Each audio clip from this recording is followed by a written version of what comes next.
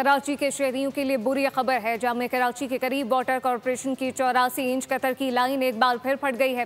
पानी कराची यूनिवर्सिटी और वहां मौजूद घरों में दाखिल हो गया। इस वक्त वहां क्या सूरत हाल है, कफील अहमद से जानते जी। कफील,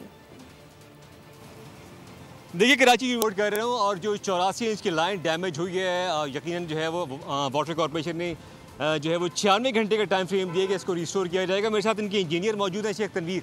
एक साहब, क्या सूरत हाल है, कहाँ से ये मुअम्मा जो है वो कब तक हल होगा? जी बिल्कुल, आप जिस मुकाम पे खड़े हैं कराची यूनिवर्सिटी का अंदर का ये मुकाम है। यहाँ पर हमारा मेन ट्रंक मेन का सिस्टम चल रहा है, जिसमें हमारे 4 साइफन हैं, 2 राइजिंग मेन है। WTN का मेन सिस्टम कराची का जा रहा है यहाँ से। हमारा फेज़ 1 जिस पर हमने 4 महीने पहले काम किया था वो 754 में डला था वो।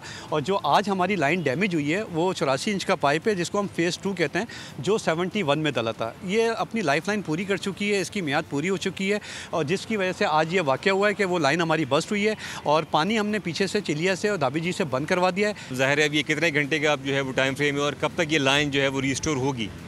ये देखें, ये बड़ा पाइप है, 84 का पाइप है, ये काम भी बड़ा है। इसमें हमने 3 दिन का यानी कि 96 घंटे का हमने क्लोज़र लिया है। उससे पहले ही इंशाल्लाह ताला हम इस टास्क को पूरा कर लेंगे। अब देख रहे हैं कि यहाँ जो पानी घरों के अंदर मौजूद है, कम से कम 3-3, 4-4 फुट, वो कब पानी यहाँ से जो है वो निकल पाता है और कब तक जो है वो कराची वालों को जो एरियाज बताए गए हैं कब तक पानी जो है वो।